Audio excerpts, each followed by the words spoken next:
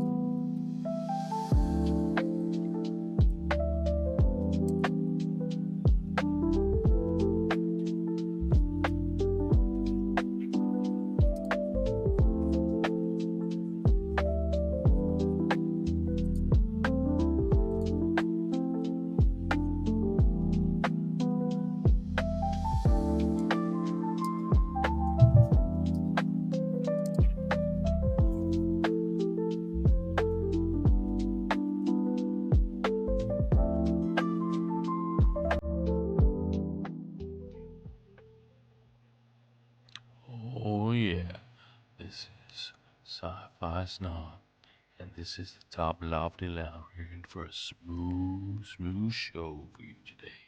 Oh yeah, baby, in the 20, 19, 18, 17, 16, 15, baby, yeah, here we go, in 11, 10, 9, oh yeah, baby, here we come, 5, 4, 3, 2, 1. Let's go. Hello, everyone. Welcome to the Top Lofty Lounge, episode 64. We're going to be talking about some animation, and it's a conversation for the elevated. That's you, our loyal viewers. Welcome, fellow snobs. As I said, we're going to talk about a little bit of animation, a couple of animation YouTube and other that me and my co-host enjoy. And speaking of co-host, let me. Why don't I introduce him? He is the. What are you, Cam? You're the baby Jira to my Jira. It's Cam. Say hello, Cam. Good evening, fans of animation.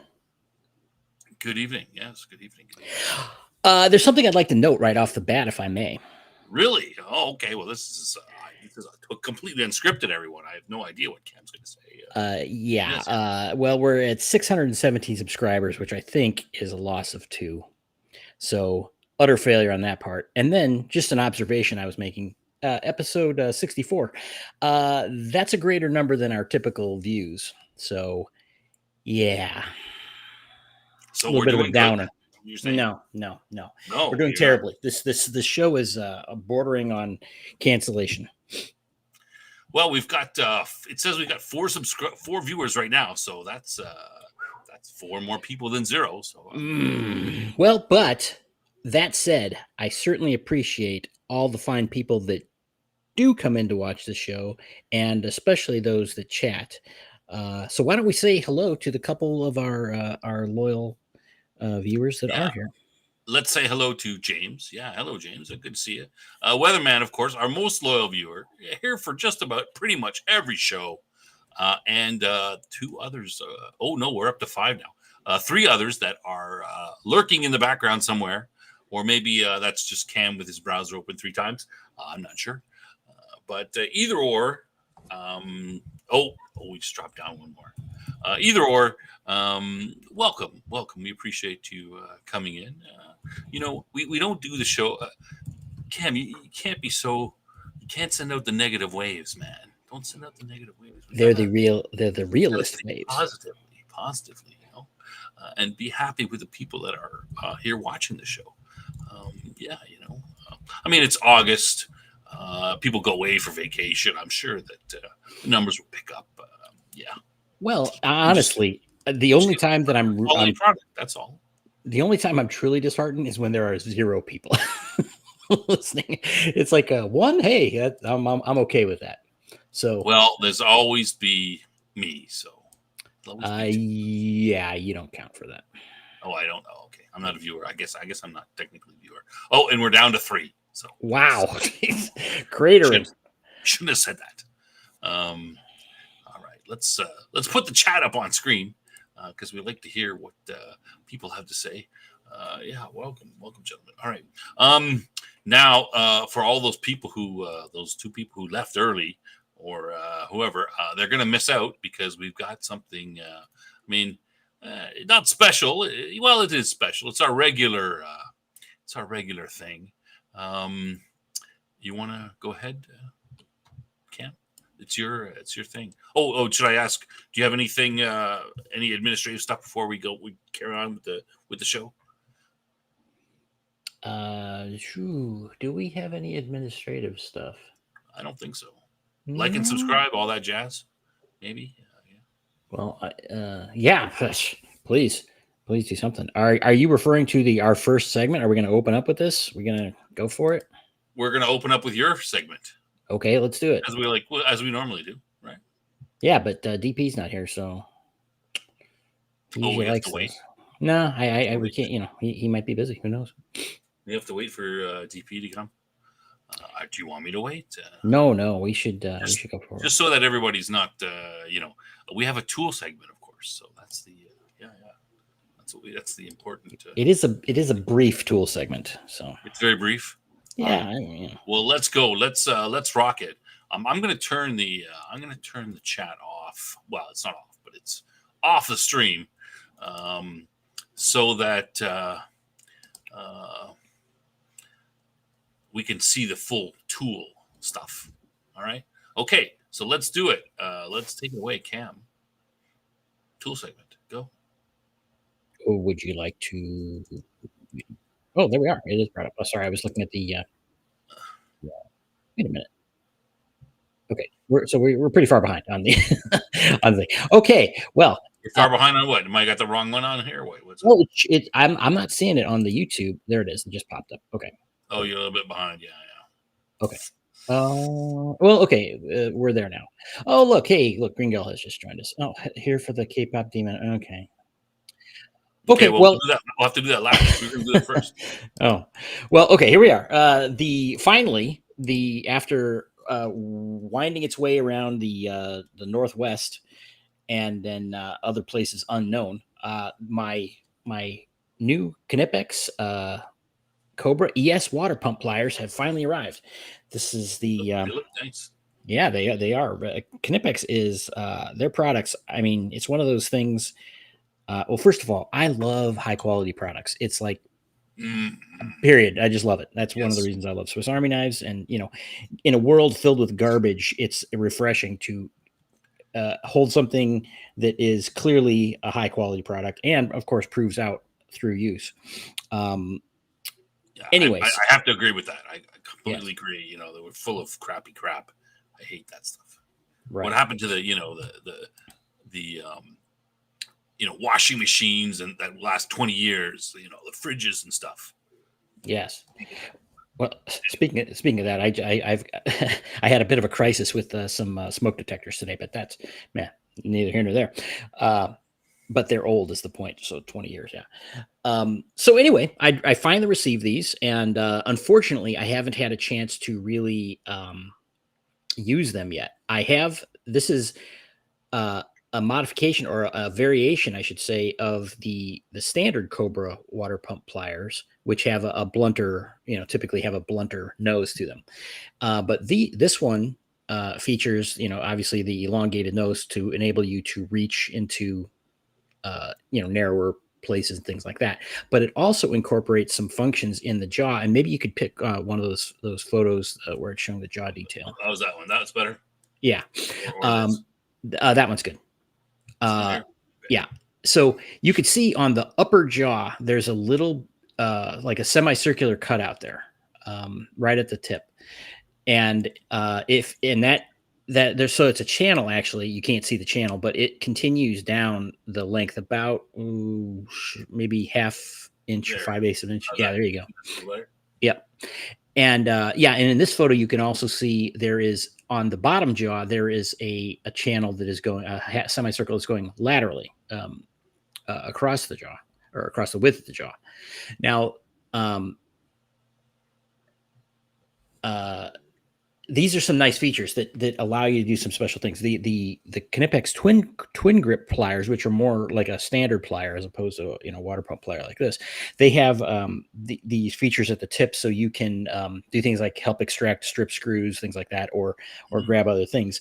And this one allows you to grab onto like I said, a bolt or a nail or something of that sort, or a piece of wire or cable, things like that, and get a very good grip on it. And from the twin grip experience, it really does work very well. The teeth on these things are well hardened and very sharp, and they really grip in there. So it has these additional features that come on this other kind of plier incorporated into this with the longer nose. And then it has the same features as the regular Cobra pliers, which you could see kind of the diamond shape cut out in the part of the jaws near the back, and those are great for grabbing hex bolts and things like that. So, long story short, I think this is going to be my go-to plier that is in my light tool, my belt pouch. So this will be in a pinch kind of thing. It's jack of all trades kind of thing. So I will report back when I've got more on that, but just wanted to let everyone know. It looks really good for that. I mean, I'm like, yeah, I mean, it's you can any kind of thing with your almost with his pliers, right? Right. It'll be one of those things. Now, obviously, if you're doing specialty work where you're turning a lot of bolts and things like that, you won't want to use this. You won't want to use it on your Rolls Royce as it's showing in there. You might not want to use that. You might want to get an actual wrench for that. But in a pinch, this is going to be really good. So, yeah, I mean, that's the way. Yeah, that's good. I mean, I like this. I like tools that are a cut down. I think that's important to have. We do the old, making sure we got, the bug out kit for all the, the craziness and stuff. So having a tool kit that is, got the least amount of tools, but you can do the most things. I think is important. And that looks like something that you throw in there for sure. Darn right. And these are, the size I prefer. This is the 7.25 inch ones that I got, or the 180 millimeter. They do have a 10-inch version, 250 millimeter one for larger things. But I'm not working on heavy equipment typically, like your suspension of your car or something. I do have some of the larger ones actually as well, but not for this one. I think with the needle nose, I'm going to stick with the smaller one. And again, like I said, for a belt pouch where I'm doing a lot of things. I don't want to carry around the larger one, so I'll go with this. But like I said, I will report back. So there you have it. Hope everyone enjoyed that. Unfortunately, they got a ton of them too. Look at all these other versions of them. Yeah, they have different finishes and such. Typically, I got the one that's pictured here, which is kind of the reminds me of a case hardened kind of thing, but it's anyway. Yeah, so you could pick what. It's not the stealth black one. No. Of course, it's made in Germany, so it's good. Right. Yeah, they're good at making tools and things for murder. Tools and genocide. Yep. Right. Sorry. We'll get to that later. Germans in the watching on the show. We kid because we love you. That's why. Right. Hey, it looks like there is someone new in the chat here. Okay, we're good. All right. So we're done with the tool segment. We're moving on. Turn this off. B-Bricks says, "Hi guys, are we talking about TADC? CAT. Imaging Digital Circus. That's what that stands for. Not yet, but we will. Not yet. We haven't got to that yet. We're gonna go. That is, it is coming up though. We're gonna do. We have to follow Green Girl, and we got to do. Talk about Demon Hunters first. Well, we don't have to, but okay. That's what the plan is. Okay. Have you heard do you want to talk about that first? Go. K-pop Demon Hunters. You ready? Yeah. All right. I'm gonna bring up. I got some pictures. I'm gonna bring up the pictures, and we'll scroll through these as we talk. All right. Go ahead. Cam loves this show. That's the secret. Cam, this is Cam's new favorite movie. Well, I'm not sure I'd say that, but for those of you who might not have been here previously, I did say, somewhat controversially, actually nobody cared, no one cared at all, that this was a better than Superman, the new Super. Oh, Bbrix also loves this. Okay, all right, well.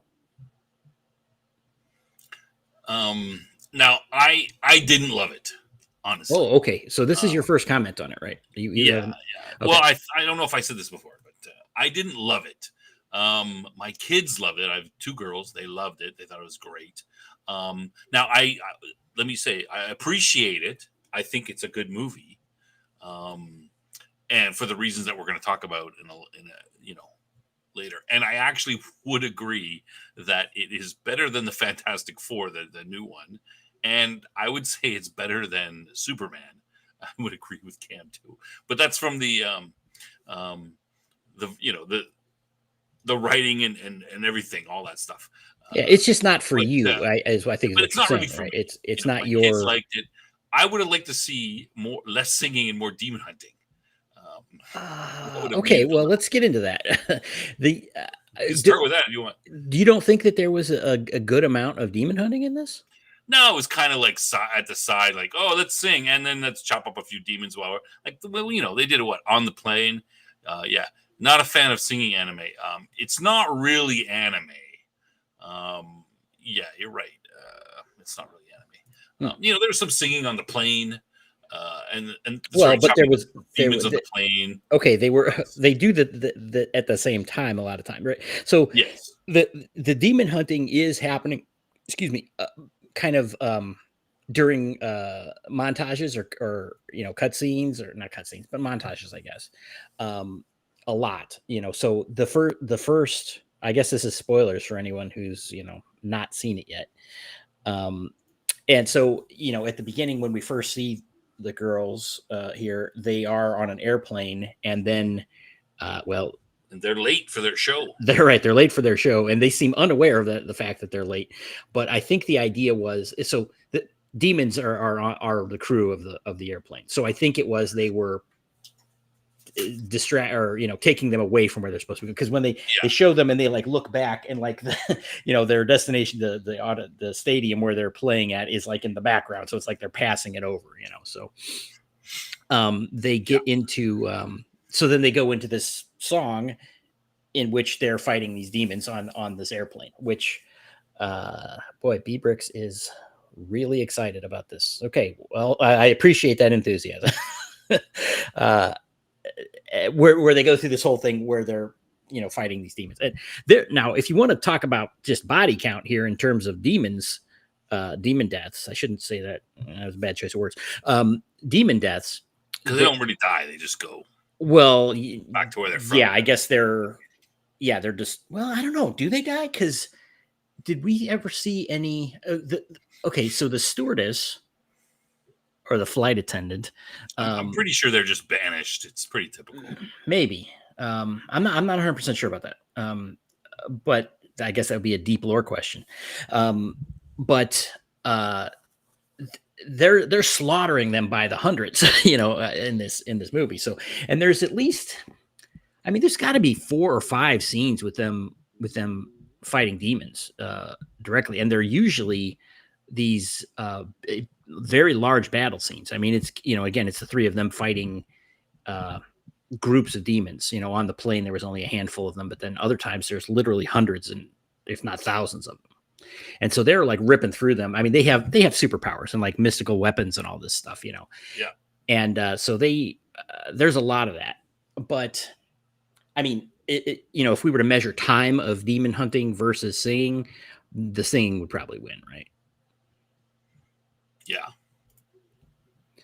Okay, so I don't know what else you want to talk. Well, there is some news about this. Is this weekend they had a sing along in theaters. They were, because this was released on Netflix, and it kind of became I'm not sure exactly. I don't know, maybe a month or 6 weeks ago or something that came out, and it kind of became just a phenomena. It was released June 20th on Netflix. Okay, so just about 2 months ago, and it's kind of it's a huge success. That it's literally it was last week. I think it was the number. No, Green Girl is not at Sci-Fi. Um, it was. I think they had like one of the songs from it was #1 on the Billboard chart. I mean, this is this is not a small thing, right? Bieber says it went to the sing along today. Okay, cool. Oh, How really? was it? How was it? I would say that this is it's kind of musical urban fantasy. Yeah, definitely. It's What you would classify. fantastical. Yeah, it's got Not mythological really- elements to it, and Yeah, it's more mythological fantasy versus sci-fi. right. So there. Oh, okay. So the sing along, it apparently was quite successful. I think it raked in something a little short of $20 million for a Saturday and Sunday showing. It wasn't even a Friday showing, as I understand it. And yeah, for a movie that everyone who's interested in it has already seen, right? And I don't know if it was the #1 movie of the weekend or what, but yeah, James, it does have some elements that are similar to Buffy. Instead of there being one girl in all the world, that's the can slay the vampires. There's 3 of them. It's a group thing. And there are some elements that are similar too with the with them locking off the demon dimension from Earth, and which is similar to Buffy with the Hellmouth and all that. What do they say? It's like Buffy meets High School Musical, something like that. Maybe, I mean, but look, like Weatherman was saying, it's like, it's not, singing musicals and such aren't for everybody. It's just not, some people like it, some people don't. I'm pretty, well, I've seen good and bad, and if you don't like it, obviously that won't work. But the thing is, it's extremely catchy, right? I mean, whether you like it or not, you have to admit that it's catchy, it's engaging. What do you think, Snob? Is that a fair assessment? Yeah. I mean, it's not my thing. I musicals are ranked sort of in the middle of my my desire. I mean, I've got women in my family, and they like musicals. And I like a musical that's good. For example, what was it? Is it Chicago? Is the one in the 30s? Mhm. That's pretty good. But that's sexy women singing about killing people, killing their husbands and boyfriends. I mean, that's it's a pretty. You got to have a little, and as the aspect of High School Musical, some of the stuff is good, but like I said, it's not my go-to. Sure. My go-to, of course, is science fiction. But Okay. yeah. Bieber says it was wonderful. The whole crowd screamed when Genu came on screen. Okay, well, that's I mean, I don't know if the crowd is understanding the theme of this. It's the boy band are the bad guys. You see. Yeah, we just so everyone knows, this channel skews to the 45 to 65, 90+% male audience. So yeah, I'm K-pop guessing. is K-pop is probably the sort of the 8 to 18-year-old female audience. Well, here's the question I have, because from some things I've heard, that the actual K-pop fans don't necessarily like this movie because it's one of those things. It's like, hey, this is our thing, and if you watch it, it's not making fun of them, but it's pointing out their stereotypical nature. Right? I think it takes a couple shots of them. It does in a few ways. What do you think? We mentioned this. We talked about this. Oh, first of all, the K-pop fans are easily swayed from Hunter X to the boy band there. Yeah. What are they called? Saja Boys. Saja Boys. They're easily swayed, and they're all like, and they've got stars in their eyes, and they just like love everything. They're not portrayed as the most discerning fans. Well, yeah, and there's literally one guy who's like, he has his Huntrix shirt on. He like rips it off, and it's got a Saja Boys one underneath, and then later on he rips that one off, and it's got another Huntrix one under. So it's pointing out the fickle nature of the fans, right? Yeah, they're not actually. Yeah. Okay, Weatherman says he likes K-pop songs, just don't want it in my movies. Okay, I'm kind of the other way around. I don't know that I've Gundam ever heard style. of. Maybe I don't know that I've avoided K-pop stuff because the fans around it seem to be insane. Um, but I can't say I've really listened to any of it to Yeah, any K-pop's degree. pretty low on my musical choices personally. Yeah, and again, it's so incredibly manufactured. You know what I'm saying? It's like, it's like, the first boy band thing that I was ever is Menudo, which was a Mexican boy band thing, right? And and then of course you have New Kids on the Block and all the other stuff that came from that in the U.S. and Backstreet Boys. right, which are all manufactured bands, and K-pop seems to take that to the next level, in terms of churning these bands out. None of this is organic. But whatever. If people like it, fine. But they kind of, they're in the same category as the Swifties. A very obsessive fan base that you know I just don't want any part of myself. But in terms of a movie, I can kind of isolate that, and it's like, yeah, I enjoy it. Um, So the big thing for me in the movie is the fact that it's well written, right? right. We see a lot of crap lately of movies that are poorly written, and this one is well written. The Right. songs reflect the. Sorry, you want to go? You go ahead. I was gonna say it. Yeah, it has a beginning, middle, and end. First of all, which is That refreshing. makes sense. Yeah, right. It's a straightforward story. It does what it sets out to do. I mentioned last time we mentioned talked about this. It sets up the story and the characters very efficiently, and goes about pursuing the story to its end. And it does. It's not excessively long. It does it. But then you were starting to talk about how the music works into the story very well, which is what a musical is supposed to do. But yeah, go ahead. Yeah, yeah. So the songs, the songs are being as they're being sung, they reflect the. I mean, this is what the musical is supposed to do anyway. They reflect whatever the problem or the emotional state of the character that's singing them is going through. So it does that. The songs are catchy. Even the lyrics in the songs, reflect that. They're well put together. The songs are well sung, right? Like the singers are good. Mm-hmm. They spent the time and the effort to get people who are experts at that, and know what they're doing. What else? They're not afraid to take to take the piss out of themselves a little bit, right? With Mm-hmm. the boy band is particularly there's 5 guys in the boy band, and all 5 of them are these stereotypes from these of these boy bands, right? Like one guy is named Mystery, and his hair is long; you can't see his eyes. One guy is Romance. The other guy is Abby, and he's got like really good abs, and he's always pulling his shirt up, and then the girls scream, and So Yeah. it's just like it's a very.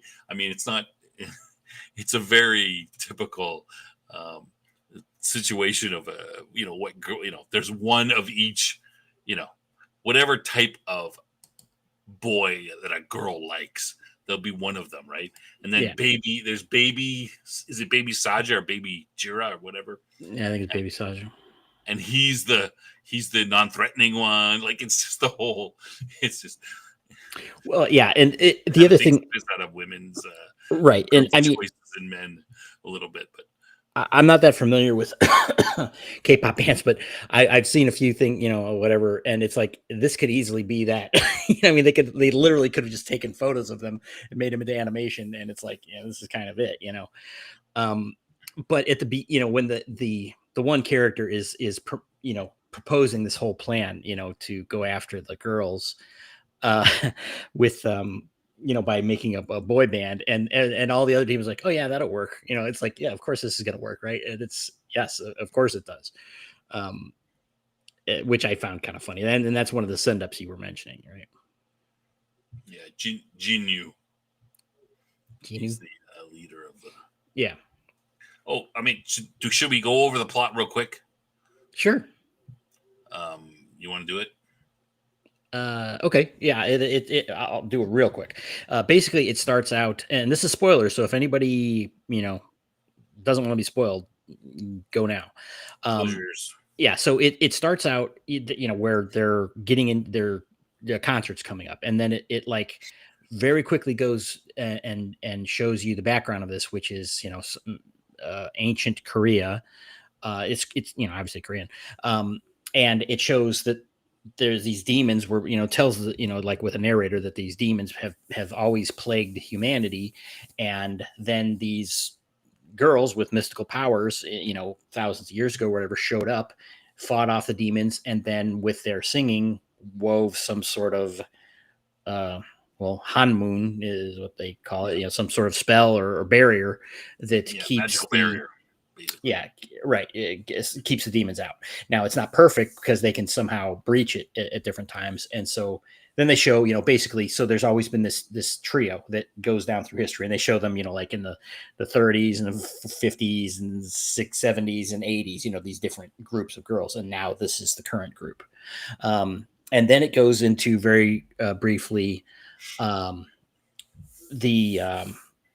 these girls and their fans at the concert. It's like, they're like being interviewed, and they're going on, and they spend like 2 minutes or maybe even less talking about each of the characters, introducing them. You've got Mira, who's the one with the long red hair, and Zoe's the one with the short hair and the knives.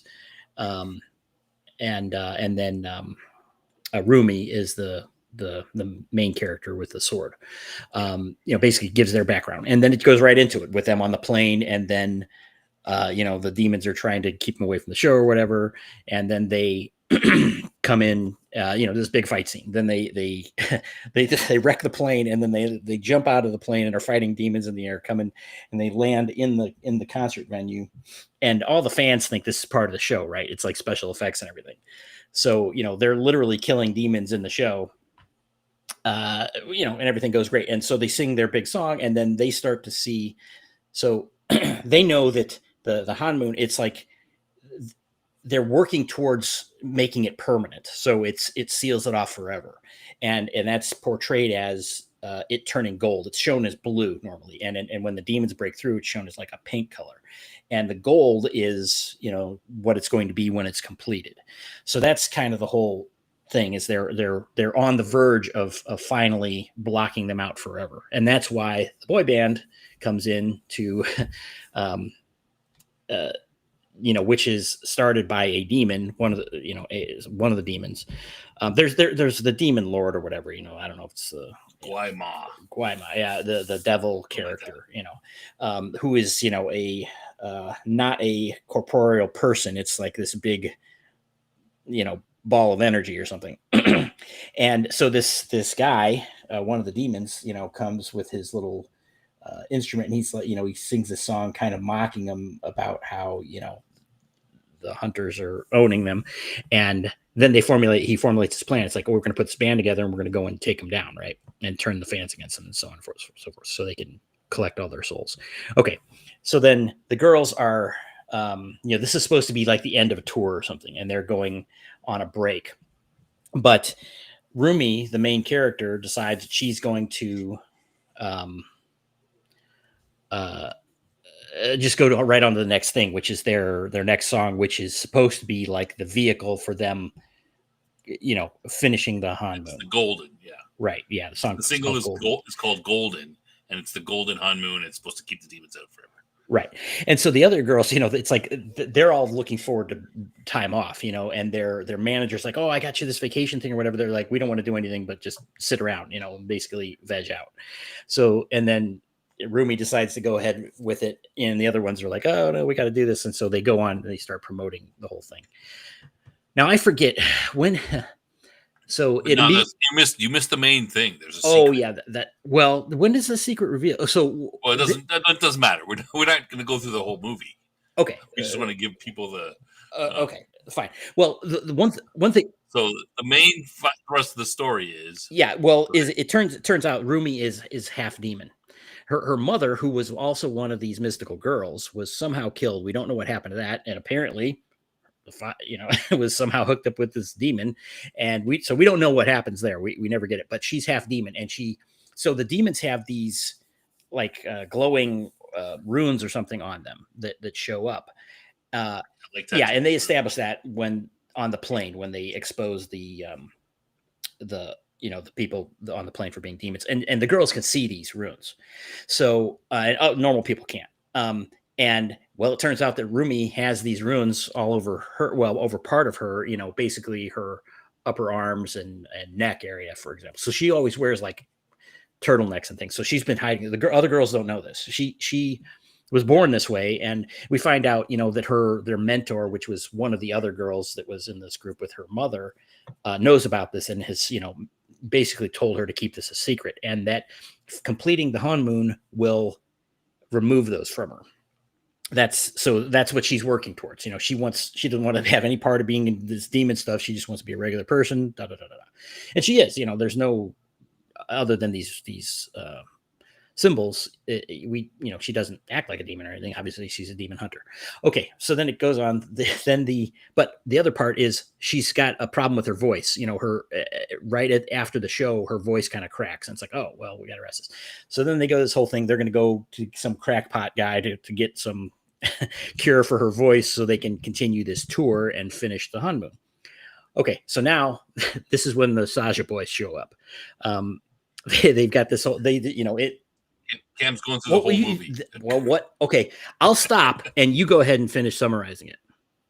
No, that's basically the movie, right? I mean, that's the movie is, the plot of the movie is that she's got this secret.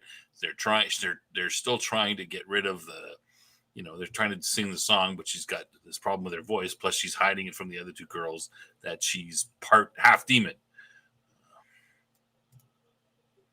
So that's the story, right? Did I miss stuff? That's all yeah. No? Go ahead if you want to go more. That's basically the storyline.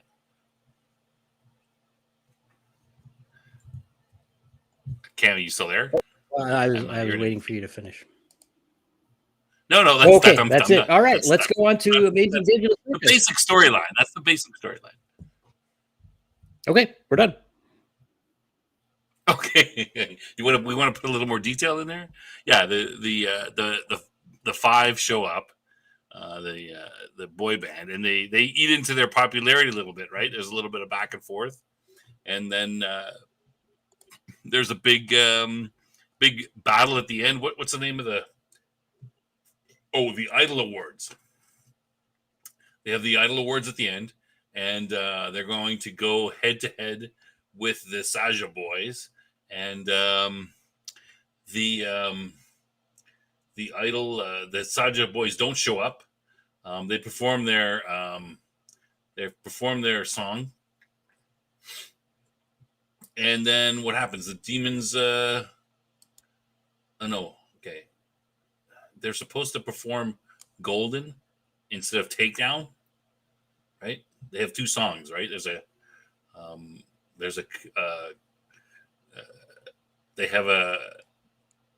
Rumi has a song called Takedown, right? It's supposed to expose the Saja boys, but they decide not to play Takedown because it causes some contention in the group. And then they're supposed to perform Golden instead, but the demons trick Rumi into performing Takedown, and that reveals her demon marks. This is the Act 3. She flees the stage. The other two feel betrayed. Rumi confronts Jinyu for tricking her that he's the head demon guy, or well, not the head demon guy, but the head of the band. And the head demon casts a trance over the other two, and they draw them into the final performance, and it's supposed to shatter the weakened Anmoon and unleash him. But then Rumi interrupts the boys' performance with a new song addressing her shame and accepting herself, breaking the trance, and the Hunter X fight back and free the crowd. Everything's good. Yeah. All right. No, pretty much. Did I miss anything? That's sort of the basis. Here's the Here's the boy band there. That's second from the left. That's Mystery. Phew. Romance, I think. I don't know which one's Romance. Is that Abs second from the right? Mhm. Something like that. All right, so yeah, there you have it. It's catchy. It's catchy. Okay. If you want to add more, Cam, I didn't mean to cut you off. Can you hear me? Yeah, Oh. I can hear you. If you want to I said that's it. There's there's a secondary storyline, the with personal interaction and stuff, that is more drama ish. Which one are you talking with about? Rumi and Jinyu. Yeah, he's not that evil of a demon. Well, he was a human, right? So you see all this in the backstory. What we didn't, all this is covered well, in the story. They actually show these things and reveal everything and tell the story, like I said, beginning, middle, and end very well. And you see what people's motivations are and how the conflict plays out and everything. So, and again, it's very catchy. It's brightly colored. It's fun. It's the thing that I like about it is as a male, I am not terribly fond of most women comedians, but when you can have female slapstick physical humor, that's funny to me, right? And it's full of that. It's kind of wacky. These crazy anime style, over exaggerations of things, and there's a lot of that in here, which some people might not like, but I think it's mildly amusing, and it helps things, with being funny. So. Yeah, and the other problem would be the girl bossing, right? This is this is kind of a girl boss movie, but it's not in the negative way, right? Like it's done. Okay, well. I mean, like Buffy is a girl boss, but Buffy is well done. The problem with girl boss stuff, though, I know what you're talking. I know what you mean, right? And I agree. Yeah, they're superheroes, right? They're girls doing amazing things that a normal human girl of their stature couldn't do, right? I guess with the weapons and everything, but they're beating up large demons and things like that. But the girl boss thing has become such a problem because of the stupid motivation behind it, that these people don't hide, right? And it's just constant doing it when it doesn't make sense. There should be nothing wrong with having female characters that are cool. Again, who doesn't like Supergirl? Classic Supergirl, at least. I mean, there should be nothing wrong with having female superhero characters. It's just that stupid people have made good things stupid, right? But this, I think, and you can tell me what you think. I think this is kind of refreshing because it's not like, oh, because we're girls, or because we're owning the guys or any of that stuff. I mean, it happens to be the guys are the bad guys, but who cares? It's I'd say the difference between the sort of the girl bossing. I mean, if you want to call Ripley a girl boss, if you want to call Sarah Connor and like Terminator 2 a girl boss, you can do that. But the difference between the modern girl boss, the sort of the Rey from Star Wars, and some of these what I would call bad girl bosses, is that not only are they good at what they do, but they have to put down the males in order to do it, right? It's like, hey, not only am I good, but you suck because you're a man. Yeah. Right. And you don't see there's no political motivation in this, right? There's no, when Superman is doing, good stuff, he's not like, look at me, I'm Superman. Oh, and you're a girl, you suck. Right. Like he's a boy boss, if you want to call it that. But so that's the difference. So there's none of this in this movie. There's none of it. I mean, they are superhero girls. They're powerful, whatever, but they don't have to put down somebody in order to be good. So to me, that's the key difference between a good girl boss and a bad girl boss story. And this is good. I mean, everything fits together. If you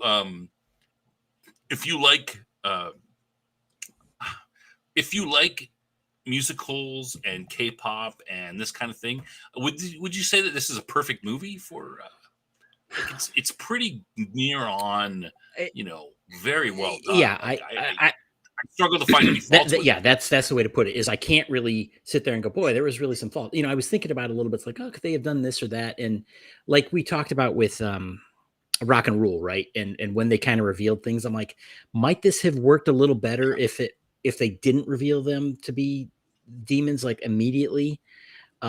Because you have it's following the two parallel paths, right? It's like following the real world path that everyone thinks it is, where it's just this competition between musical groups, and then it has the whole demon subplot. I think it might have been a little more effective if everyone thought it was the musical thing. It was just this normal thing that was kind of distracting them.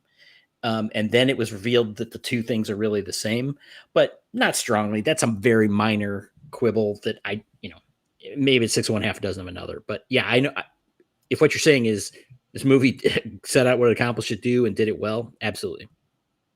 Yeah. And if you like this, like I said, this was not my favorite movie because it's not my thing.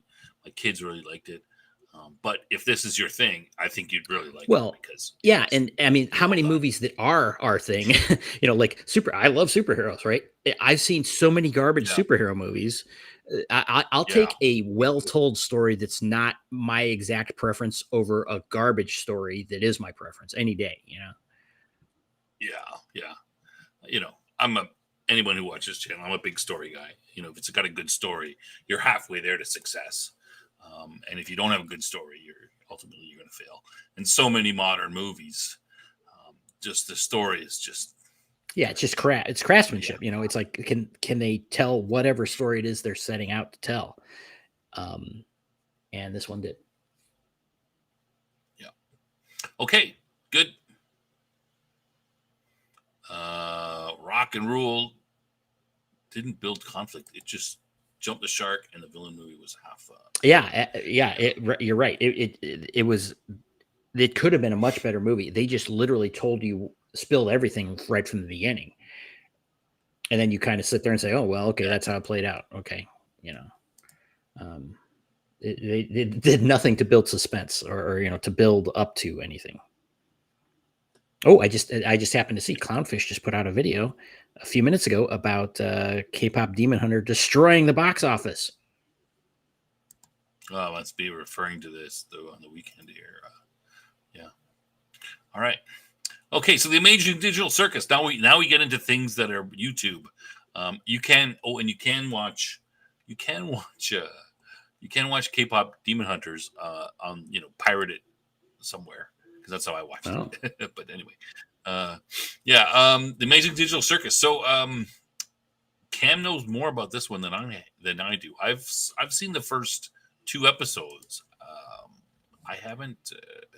That was a while ago. I haven't gone beyond that.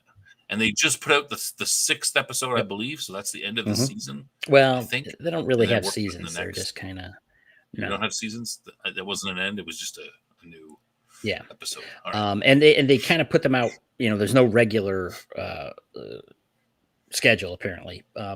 So no. But okay. Well, what do you want to do? What Goofy? This is kind of Lieberix is criticizing your work. Yeah. That was that image was like a promo or something. This is an image from now. Okay, this might qualify as sci-fi. It's the concept. You want me to go over the concept? Okay, sure. Yeah. So basically, the concept is that the main character, who is the little jester there, named Pomni, at the beginning, it's like the first episode, kind of has this weird intro thing, and then it just jumps right into the action where she shows up with these people she doesn't recognize, and she's very disoriented and confused. Turns out she claims that she put on some sort of headset, some weird headset that she found somewhere, I guess, and finds herself in this world and can't take this thing off. She's like, pulling at her eyes and everything. And then one of the other characters is like, oh yeah, keep trying that. It worked for all of us. And, so they quickly establish that they're trapped in this, whatever this is. And so, again, I'm not going to go through all the episodes here or anything, but you do see things, they're indicating this is some kind of, computer simulation or whatever, you literally see, they back out and you see, a computer sitting on a desk somewhere, it backs out from their scene into presumably the real world. So we don't really know what it is that is running this or why or anything about it to this point in the story at 6 episodes. But we do, it refers to these people in here as they're actual humans, except for Kane, the guy, the ringmaster guy, and apparently he is the computer program. But the people in here, they don't remember their names, or they do remember their lives or the details of their lives, but they don't remember their names. So, the premise is that they're in this virtual world and they're sent on these various adventures that Kane is creating for them. And I guess they just kind of go along with it because they don't have anything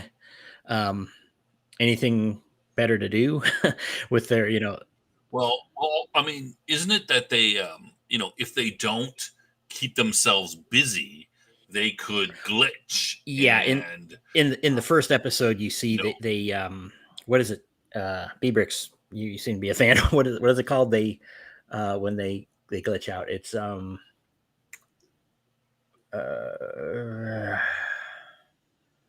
whatever the term is. And so one of the people in this world does that in the first episode. They basically lose it and aren't functioning properly. They turn into like this giant digital monster or something. Yeah, they call abstracting. it abstracting. Abstracting Into some sort of digital monstrosity, right? Like was it? Yeah, abstraction. And like so the creature, when it touches the other characters, they start to, like, their physical bodies start to glitch as well. And so, and then later on in the show, they talk about this happen. It's basically kind of like they're losing their minds, right? Or they break or whatever you want to see, want to call it. And some of these characters have apparently been here for years. But how time passes here, we don't really know anything about it. But the main character here, Pomni, by episode 6, has only been here for maybe a period of weeks. But some of the other one, like the Kinger, is looks like a chess piece, like a king chess piece, and he's apparently the first one that's ever been there. And then other ones, at different rates, have been there for years. So then, like you said, so they're going on these adventures on a maybe daily basis at some point. That Kane makes up all these crazy adventures they go on. Okay, let's see. B-Bricks is saying abstraction is losing all sense of self and they become indistinguishable. Okay. Green Girl says, I find the show disturbing. It is a little, right? Like it's a dark. Yeah, there's a dark undertone. It's a dark comedy. It's a psychological drama. I mean, these people are caught in some sort of computer program, and they're slowly losing their minds. And this crazy AI is doing these crazy, weird adventures, supposedly to help them stop them from going insane. And they're all slowly going, but we don't even know if that's true. Are they going insane anyway? Or it's kind of disturbing to think you'd be caught in something like that. Yeah. Anyway, that's my personal. And so, through this, you're starting. You're seeing the characters interact, and in the later episodes, they talk. The one character's talking about how they're just all stereotypes or God, I can't. The words are just not getting. They're caricatures almost of. It's like, oh, I'm the fun. Yeah, he's like, I'm the funny one. He's like, he. This is the kid, Jax, the rabbit guy there, and who is like very standoffish and mean. And clearly that's like a coping mechanism for him, right? And in the last episode, you kind of see that break a little bit, and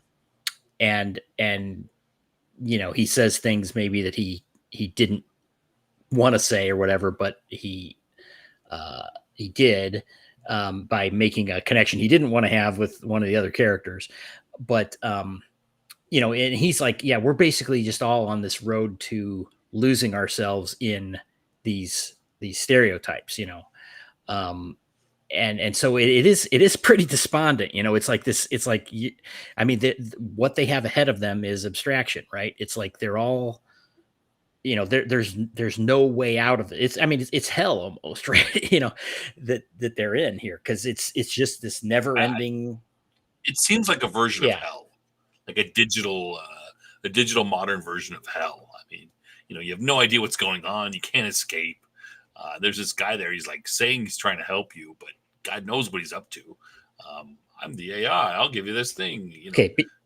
I don't want to go on your stupid adventure. Well, you better go, otherwise you're going to go crazy sitting around here. Yeah. You probably would do it too. You're like, right. Well, okay. Well, Beabrix is deep on the lore here. Apparently, it says they're quoting this. It says we're all just a bunch of cartoon characters. So what's the point of pretending we're not? Yeah, that was from the last episode, and so okay, sci-fi, right? This is one of these things about the virtual world. You got the Matrix and other things all about that. It's like, and we're almost there, right? Where people kind of immerse themselves in a non-realistic world, and or the holodeck, from Star Trek, and it's like, well, I don't know.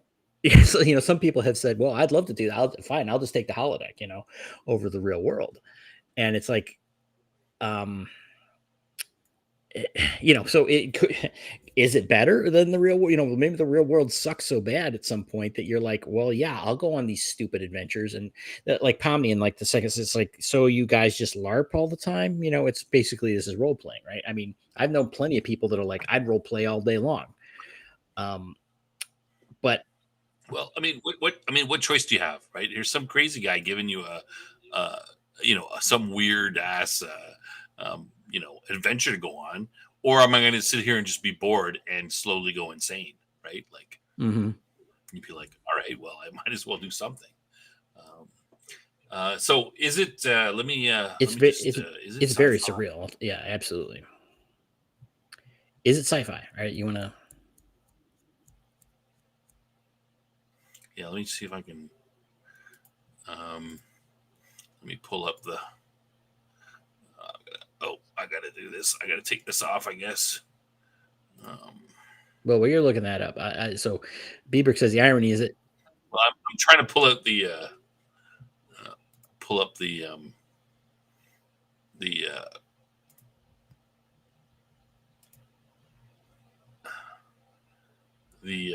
Venn diagram. Yeah, go ahead. Here we go. Finally. Okay. Technology. Right. Let's do it. Technology impact on the story. You judge. Yeah, well, I mean, it's a virtual world. Okay. Futuristic element relative to humanity. Getting stuck. Yeah, I guess. Again, it's that AI. I mean, is it futuristic? It's kind of maybe conventional today. Well, we can't get stuck in it. Almost though. You know what I'm saying? It's like, we have virtual, again, what did they do in the background of the story is they put in, they put on a headset and they thought they were just going to do an AI or a VR thing or something. Right. And then they just can't get out. That's the kind of the horror of it, is it's not that they did anything strange. It's that they can't get out of doing it. Okay. And speculative nature about humanity. Well, I think that the aspects of slightly going insane in a slowly going insane in a virtual world where everything is crazy and you can't understand what's going on, or I mean, I think that's a a deep look into the human psyche, that sort of thing. Yeah, and even though this is kind of a it's presented as kind of this wacky thing, I imagine most of the people watching this are teenagers, right? Or maybe preteens even. Although I don't think it's technically rated for that young, but younger people, let's say. And I'm not sure that's the crowd that really wants to explore psychological impacts of things like this. But it seems like that's what the story is. I got some about that in our last one. I think that is what the story is about at its core, or it's going to end up that way. So, I'm in, to be honest with you, I'm interested in it from that standpoint. It's if it was just, oh, look, wacky adventures, it's like, who knows? There's all kinds of stuff like that. Um, so it is this other level of the story that's okay, rated for 15 plus for not for babies, right? Um, but it's because of the bright colors and everything. It's misleading in that way, not intentionally necessarily, but it's showing that. Weatherman says that humanity's in peril, so that speculator is there. Yeah, that's true. Yeah, I think that is a big aspect of it. Their humanity is in peril. They're, like I said, slowly going insane. And for me, you'd rather fight a tiger than trying to figure out why you're slowly going insane or stop yourself from that. I mean, at least that's it's a very direct. Yeah, and I mean, think about this. Think about put yourself in their place. If this happened to you, would you just go along with it, or would you? I don't know what my reaction would be. Right? I mean, I'm not sure I would. What choice do you have? Well, just losing it right off the bat, I guess. And that is something that was, I think it was in the second episode where it starts out where Pomni's having a dream or something where it's like she's just falling into an abyss, and they're up there going, oh, I guess, some people have it, some people don't, it's just like, and she's just being discarded like trash. Right. And it's like, that's horrifying, and that's horror. That's more horror than sci-fi, I suppose. But there's definitely those overtones there, so I don't know. I find this one a little disturbing. I agree. Yeah, it is. But on the other hand, it does have some funny gags. It's like you could take it on these different levels. So. And that's probably the genius of the show, right?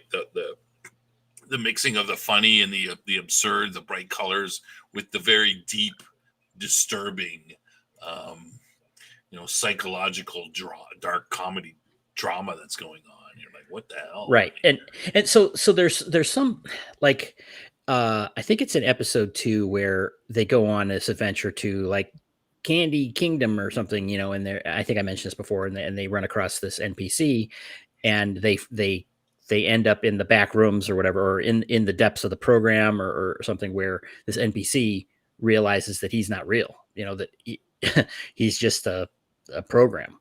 And so this is existential crisis thing going on. But, Pomni kind of really gets attached to that fake person. He's not a human like she is. He seems real, like he's got.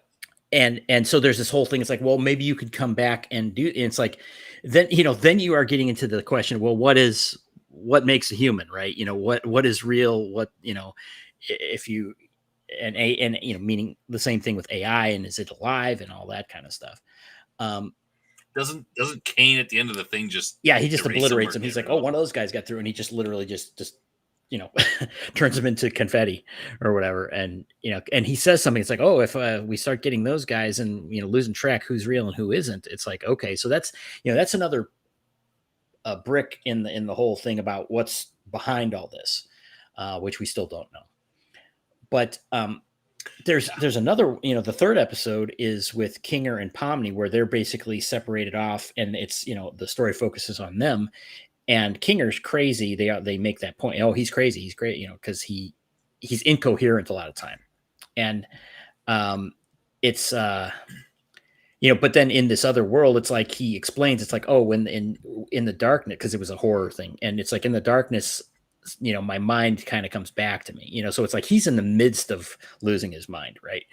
But then Pomni kind of makes a connection with him and kind of gets some insight into him, and he's really like a very kindly guy, and all this, and they get back, and Jax, the jerk, is like, oh, how was it having to hang around with the crazy guy? And it's like, he's not that crazy, there's a real person behind him, And so you have, in the midst of all this other stuff, you have just like these little vignettes of personal interaction, So I don't know. So it's kind of like I said, I have trouble watching it because it's a little disturbing for me. This aspect, I never, I appreciate psychological horror, but it's just like I always found it a little bit disturbing, harder to watch. But this show it's deeper, eh? Like there's a lot going on, and there's a lot of things that should be we might need to address as a species. With AI and everything. Well, Weatherman Yeah. asks a interesting question. Says it's speculation, but do you think that the AI is testing them to figure out how to act human? And that's Kane is again the AI here apparently, and there's a number of scenes where he talks about it's like, oh, this is the only thing I'm good at, and he's expressing this like concern. It's like, well, if you don't like the only thing I'm good at, then what's my purpose? And there's one thing. It's like he's looking at like a photo, like longingly at a photo, and it's like a computer, like sitting, like is he looking at his baby picture or something? It's like what is this? So there is something there with Kane too, and what he is, and Yeah. How do you know Kane's real motivation? It might be, it could be that. It could be something. I mean, he's doing what he's programmed, right? Like we have no idea what his real motivation well, or yeah. or might Well, be, yes, right? and there's also this underlying story where Zubul, the really crazy looking piece part one there, third from the right, is like she refuses to go on several of the missions, and Kane's like, oh, what, he's trying to get her to go along with it, and he's like, he has this whole thing where it's like he's having a therapy session and asking her about this stuff, and then it turns into like him being the subject of the therapy session. um and so again, there's a lot going on there, and as far as undercurrents now, my worry about this is that they never get to these answers, right? There's only 8 or 9 episodes of this supposed to, we're 2/3 of the way through this, and it's like I don't know how they're going to wrap this up.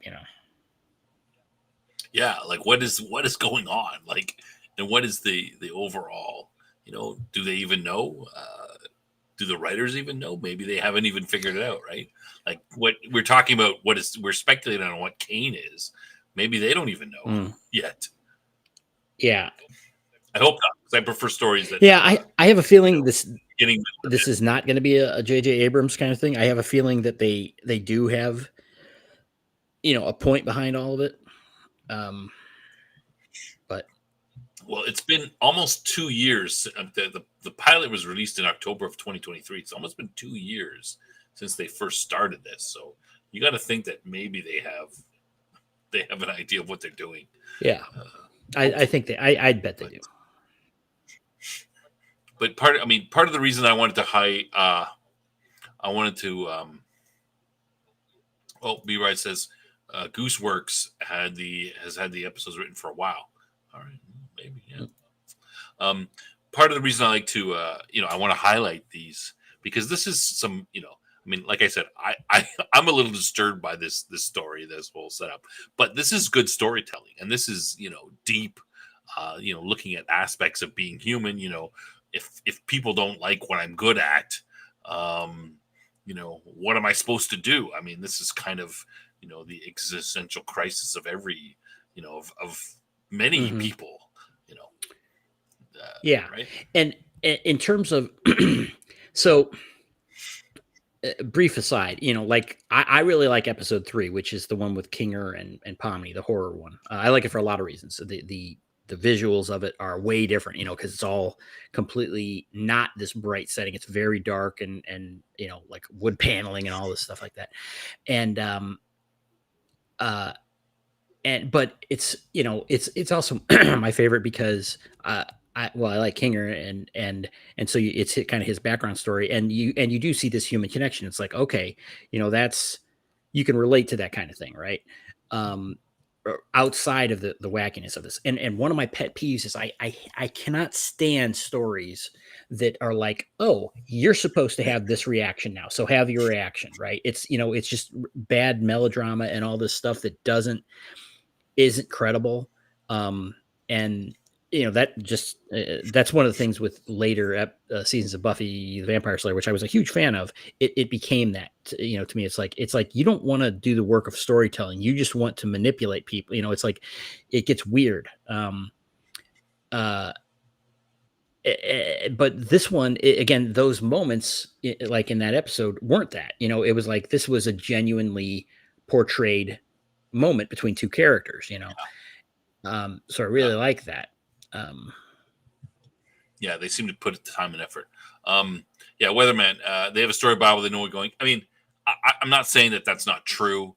It's just that I've seen, multi-billion-dollar franchises, Star Wars. I mean, look, supposedly supposed to know what they're doing. Well, look at Lost. But a 5-year show that went say, nowhere.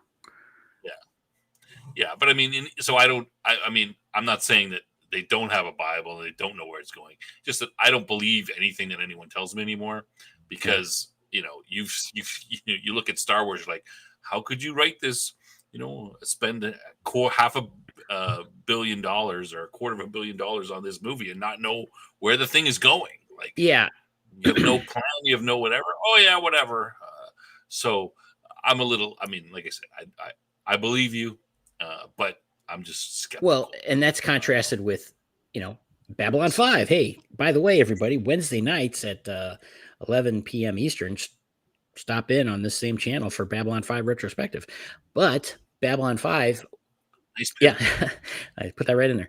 Babylon 5 is a story, that had a beginning, middle, and end. From they had a plan on what they were doing with it, and it seems like a lot of these other more recent shows don't. It's like this basic idea of storytelling to actually have an end is lost.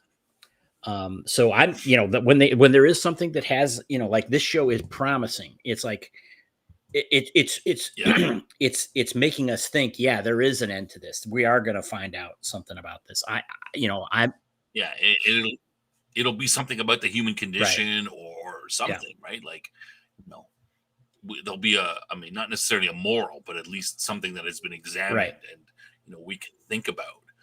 Unlike, I didn't tell you, I saw, Captain America: Brave New World. This Sorry. week. Wasn't impressed, and that's just like, for example, every Marvel movie in the last 5 years has just been like this sort of mashup of throw things together and then cut it all up and put it together and do a bunch of stuff, because they don't really have a coherent story. They don't know what they're doing. The reports are that that's literally what they do. Like for the She-Hulk show, they just were filming things, and it's like, I don't know what this is. We'll just put it together later.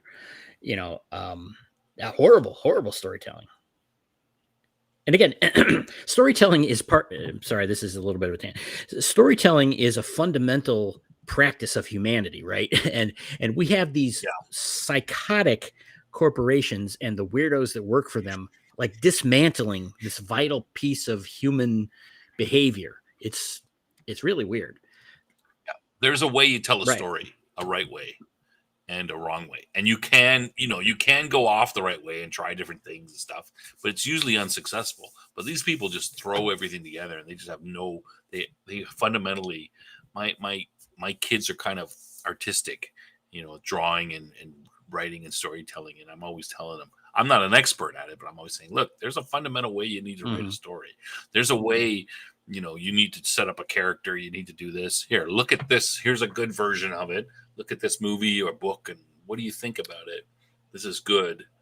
I mean, and look at what someone did over here, and so you can avoid those mistakes. Yeah, and that's why, again, like we commented about K-pop Demon Hunters. It's like it was refreshing because it did do those basics, right? And this one, it's like we haven't seen the end of it, but it has the promise of actually telling a story that's coherent and has some meaning and some purpose behind it.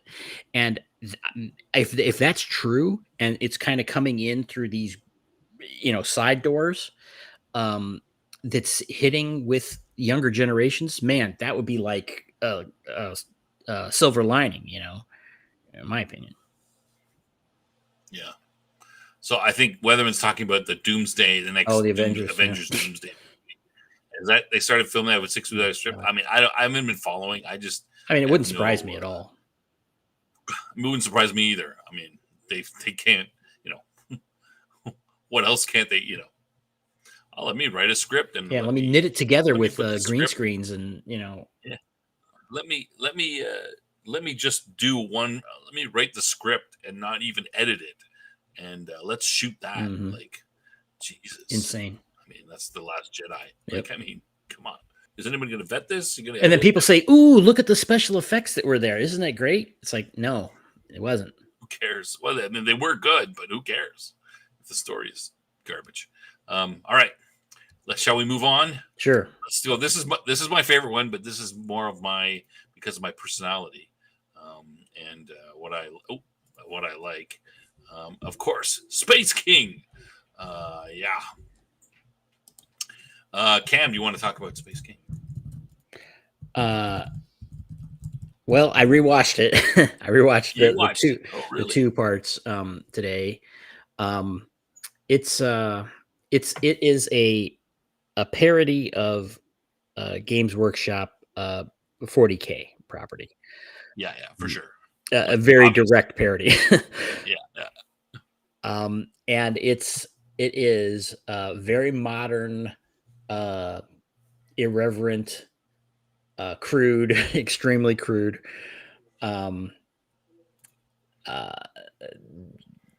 Comedy, right? It's I like it. I think it's funny. Oh, okay. Beaver's checking out there. Okay, good. Thanks for coming. Anyway, so yeah, it's there's.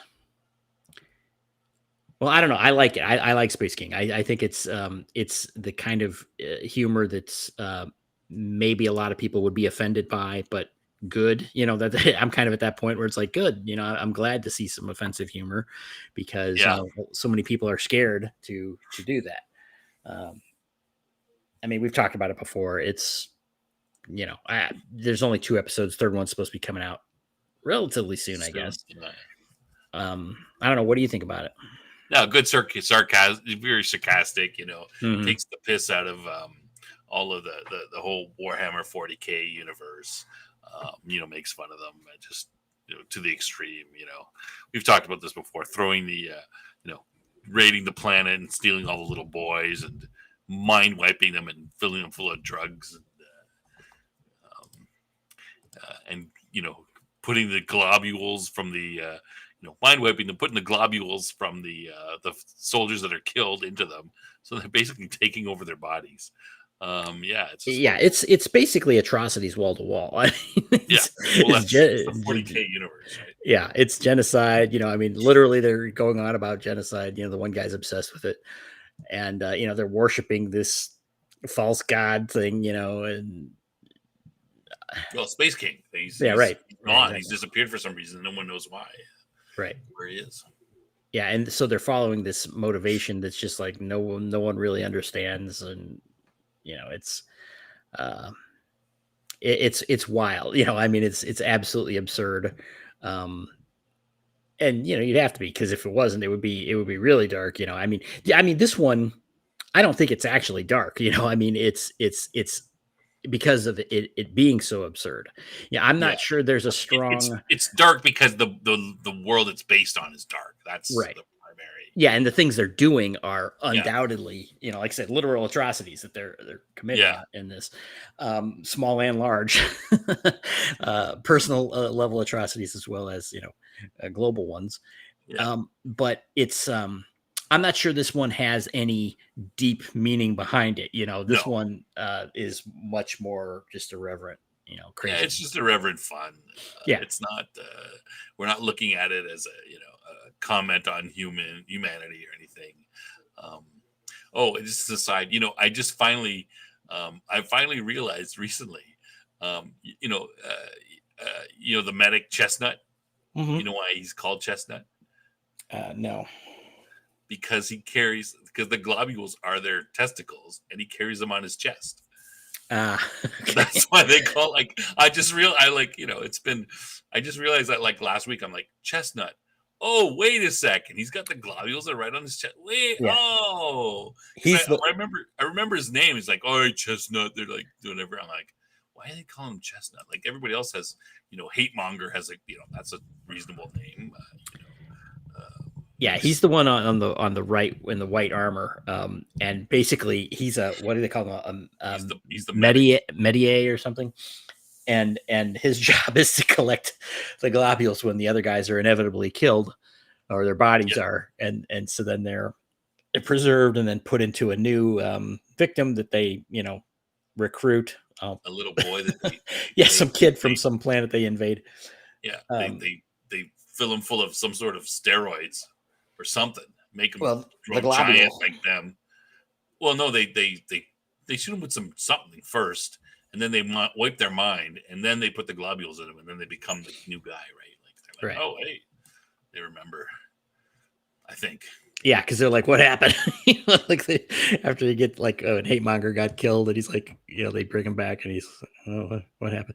But yeah, so and Cam, take over for a sec. I'll be right back. Hold on. Okay, I was gonna mention the you didn't see that initially. What I mean, you did see them, when the very first scene was them invading and kidnapping all these kids, and they throw the little girls into a volcano, and then they take all the boys and bring them up to the ship to convert them.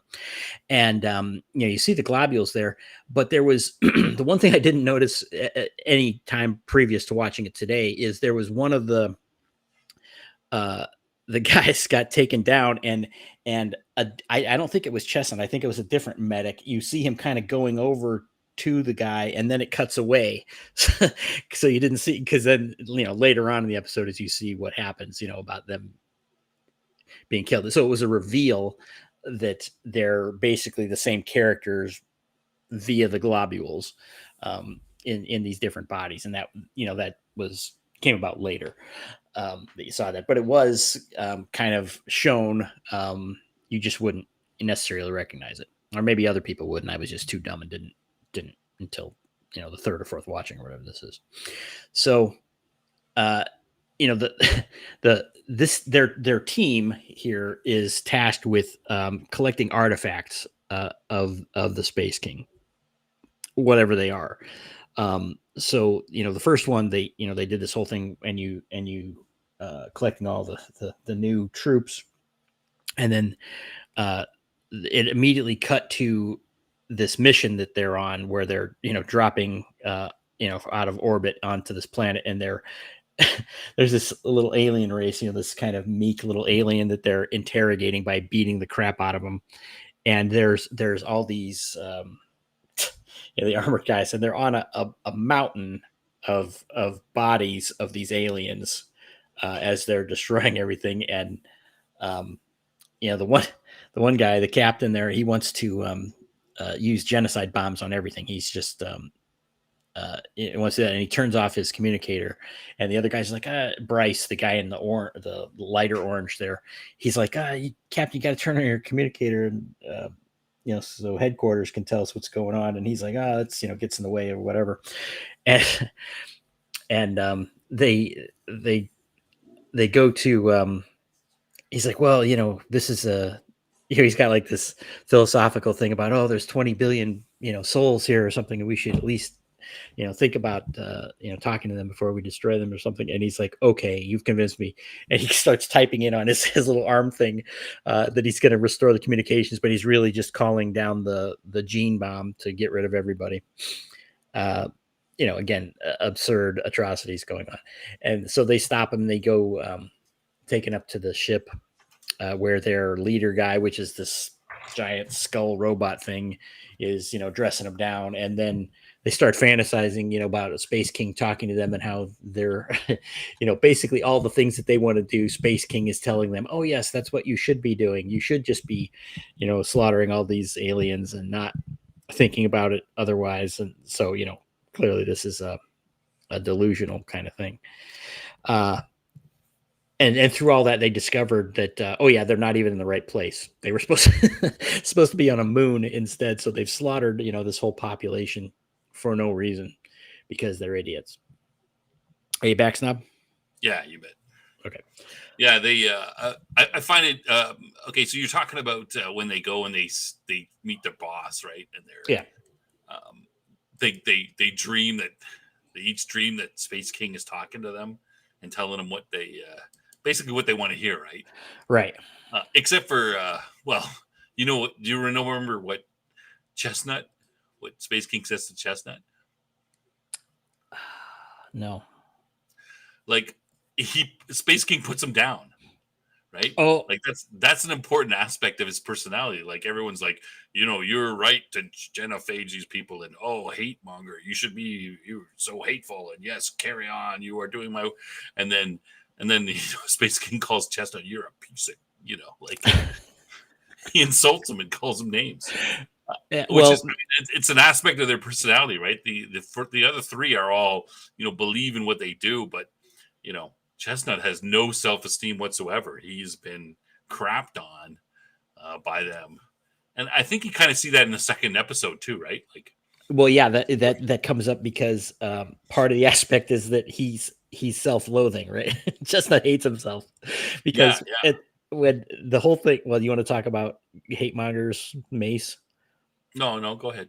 Okay, so hate monger has this mace who's alive or sentient or something, and it can only be wielded by someone who is truly hateful or whatever. And I don't remember, was it Bryce that tried to use it or something earlier, um, and it failed because he wasn't full of hate or whatever. And then later, Chestnut is has to try and use it, and the mace is narrating. It's like, oh, he. I hadn't considered self hatred before, so Chestnut hates himself, which is what Snob was talking about when Yeah, Space King was talking to him. yeah. I mean, the fact that their personalities are stored in their testicles. I mean, I think that's taking a piss at us, at men, right? That's saying Yeah, something about men, right? We're all balls and no, yeah, yeah, exactly. Thinking with your little brain. Um, but yeah, so again, this thing that's overtly misogynistic and everything is, of course, poking fun at men. I mean, it's clearly made for men, or males, older or younger, and but it's not like, oh, you're all special and we're gonna feed you what you want to hear. No, it's outrageous, comedy, which is what comedy's supposed to be. yeah. Here they are. Oh no, sorry, that's the wrong one. Here they are at the beginning, kidnapping the little boys. Right. On the planet. Yeah. So anyway, part of what we wanted to show this, we talked about it briefly last week, and people were like, "What Space King? What's that?" A couple of our viewers were like, "What's Space King?" And we Yeah. talked about last Well, year, yeah, and this I one's think it's not. really good. Like it's really funny. It's a if you don't have to know anything about the 40K universe, but if you do know even a little bit, like me, you're going to be like, "Oh wow, this is so brutal. They're just taking the piss out of those guys." But it's still good. Right. But this is one that's clearly not making the impact that the other two we talked about are. It's I mean, it has a lot of views and everything, but it's not as widely known, and isn't getting the traction, and it doesn't, of course, help that uh, it's been longer between episodes. Um, so they're kind of undercutting themselves a little bit, for practical reasons, I'm sure. But hopefully this one does get a little bit more, Regular. 'cause, yeah, and more exposure, because it is a kind of humor that's it's not for everybody, obviously, but I think it's important that these things exist because it's not letting people disallow it from existing. Yeah. It's yeah, and it's funny. I mean, it's funny. We like it. Hmm. Yeah. Yeah, well, I mean, I saw a video. There was something like, "Oh, Space King 3 soon," kind of thing. Yeah. Yeah. So yeah, hopefully before too long. I will see it right away, of course. I'm looking forward to it. Right. I mean, some of these things are, everyone's trying to sell their merch and stuff. They put these out and they try to sell merch. It's a big thing. Try to fund themselves with that, but anyway. Yeah. Yeah, All right. I'm sure that the merch machine for some of these things is way beyond any income they get from any other aspect of it. Yeah. All right. You want to move on? Sure. Space King, recommend it. Recommend it. Good, clean, Yeah. wholesome fun. Well, maybe not clean and wholesome. Right. Yeah, it's these small teams. Yeah, so it takes a while. All right, so this last one, Cam, did you watch? Watch this last Yeah, I did. I watched the first 2 episodes. of Deep Space Discounts? Yep. It's only like 5 episodes, like less than 5 minutes. What did you think? I don't have any particular motivation to watch anymore. I didn't find it funny. No? I didn't find. I mean, I just was. I didn't. It didn't make any impact on me at all. So okay, so this one was I asked my older daughter. I said, hey, we want to put something new in here. What's some other viral YouTube that your friends, the 20, the 20 something ish crowd is? What are they? Gen Z, I guess. What is that? What they are? What are they looking at? So she gave me a couple of options, and this is the one that sort of is the most sci-fi one. And it was also, some of the other ones were like really old, like 5 years. This one was done in January, I think it first came out, and it's basically 5 episodes. They're all like less than 5 minutes or around that time. They are. It's made by one guy, and he's apparently working on season 2. I think this is really a Gen Z sort of thing because you notice that I watched all of them, but you notice that the main character Emmy is kind of like is always anxious. Did you notice that? Yeah. I think that kind of reflects the sort of the Gen Z where they're conflict averse and a little bit anxious, and everybody's always saying about how they've got ADHD or some sort of very minor mental illness, and they identify themselves that way. I think it seems to reflect that a little bit. I don't know if maybe before we answer that question, maybe we should just go over the premise of the story. Basically, I'll just do real quick. Deep Space Discounts. It's basically Walmart in space. If Walmart had, wanted to save money, and so they simply just they fired everybody and hired prisoners and didn't pay them and made them work in their store. That's the basis of the store. So, we find out. So we follow Emmy, who's a human. She's the first, she just arrives. She can't seem to, we're not sure if she can remember we're not told what she did. But she's the only human. There's all these other alien races. Humans don't really know about aliens. As they mentioned in the first episode, one says, "Oh, do you humans know about intergalactic life yet?" And she's like, "Not really. I don't know why I'm here," sort of thing. So, yeah. So that's, and we find out she's got like 423 years in jail, and the other characters. That's obviously not normal because the other characters like, "Wow, what did you do?" And we don't actually find out what Emmy has done, at least not in the first season. The second season is coming out. So they're simply working in this, in this Walmart. There is a bunch of different characters. Let's see. V is the nice one who kind of helps Emmy out. Kip is the jerk. Claire is some sort of big alien that apparently can beat people up. Bucket is the computer guy, and he seems to hit on everybody. Yeah, and what Dee Dee is the sort of is this character like the mascot, who's it's also implied is watching their every move, is basically the big brother. Yeah, so I don't know. You didn't have any desire. We've got the characters here. Oh, I forgot Glub. Glub is this blue guy. He works in the television department, which apparently is some sort of neurovision, which takes you to a sort of a new plane, goes into your subconscious or something. And of course, Emmy tries it and she's instantly scared.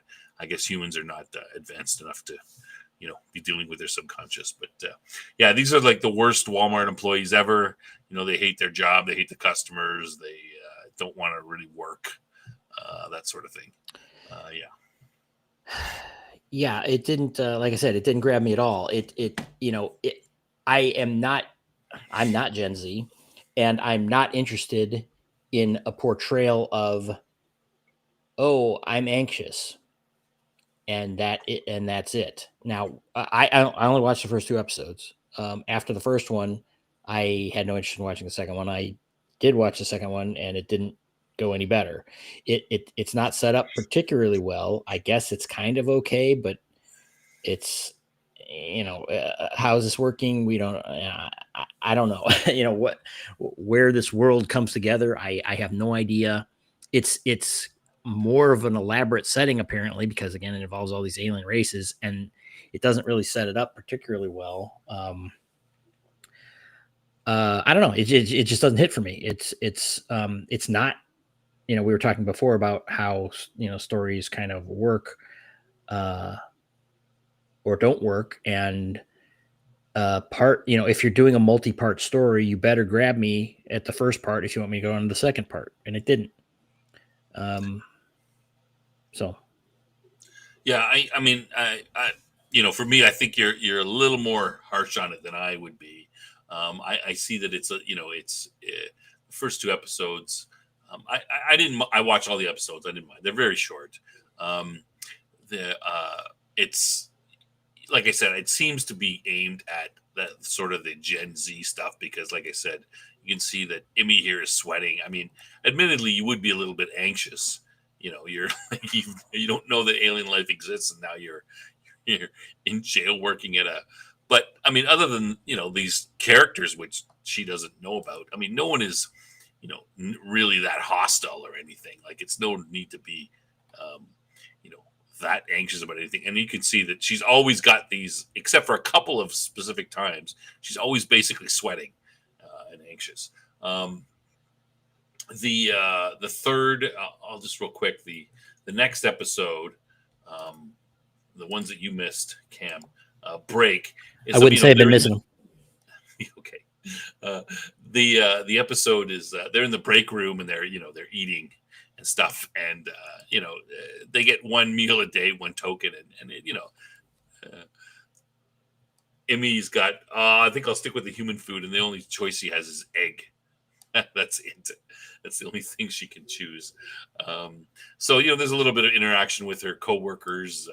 She tries something new and then gives it to Glub because he's like, "Ooh, that stuff's really good. Can I have it?" And she's like, "Yeah, sure. Give me your token, and I'll have egg again. You can have that." And she gets a little. There's a little character. She gets the egg, and something hatches out of it. So she's got a little friend, which what do they call him? Beep. Basically, he's like a cat, but he's a tiny little, but very cat-like. So it seems to be very much towards the, the sort of the Gen Z type of thing. The next one is 5 minutes, and the next episode is 5 minutes, and in that, basically, V shows Emmy, here's a little room that I use to get away from people.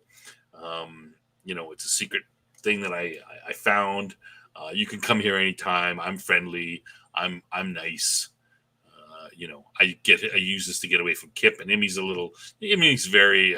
She's like, okay, well, maybe you can invite me and something, and whatever. Very unsure of herself, and V tells her, "Hey, look, no, I use this to get away from Kip. You can come anytime. I like you." So it's kind of a little bit trite there and stuff.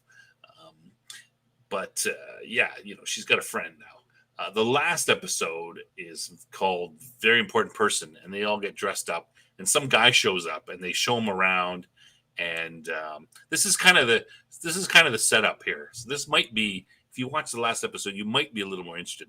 But this guy goes around, and they have to hide Beat the cat because he's if they find him, they'll definitely get rid of them, and it might wreck what they've done, because they're supposed to get, if they do a good job showing this guy around, they should get time off their sentence, because they did last time. So they show him around. They go through that little deal. Like Amy is spending the episode trying to find the beep, and while the other ones are distracting him, he asks questions, and the big reveal is at the end. He says to me, "Oh, that people have said you're such a great person, and they really like you and everything, and that's great." And then he goes outside and he calls his boss and he says, "Yeah, the human's working out real good. I think we can, this should work out really well." So, what's going on? Maybe they're going to staff the, in a previous episode, it's in the episode beforehand, 5 minutes. Emmy is working very hard and she's doing all kinds of stuff. And, V is kind of telling her, "Hey, don't work so hard. You got to take some time. You're going to be here for 423 years. So, don't, working too hard is kind of a waste." But it kind of implies, the last part of the last episode implies that, perhaps there's something else going on. Maybe the corporations, decided to, use her as a test subject. Maybe they're going to kidnap the rest of the humans, and maybe humans will run the Walmart through the entire, the rest of the galaxy, something like that. Like, we don't know what's the deal is. So, maybe if you saw the 5th episode, you would perhaps be a little more interested, Cam. But again, like, I think it's, I kind of agree with you. It's not really, I think it's more set towards that, that age group, the 20 somethings, the Gen Z.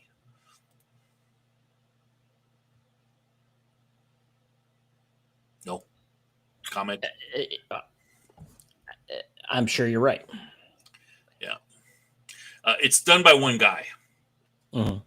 So it's one guy doing the whole thing himself. Well, I'm sure it's difficult to do, but like I said, I can only judge it from what I've seen, and it just doesn't want to make me watch it more. It didn't really grab me either. But I was like, I'm gonna, because it was so short, I figured I'd try. Go through the whole thing. But yeah, I mean, I think it's, like I said, aimed at that. Like Space King is obviously aimed at me, my kind of me. This is, I think, aimed at more of the Gen Z types.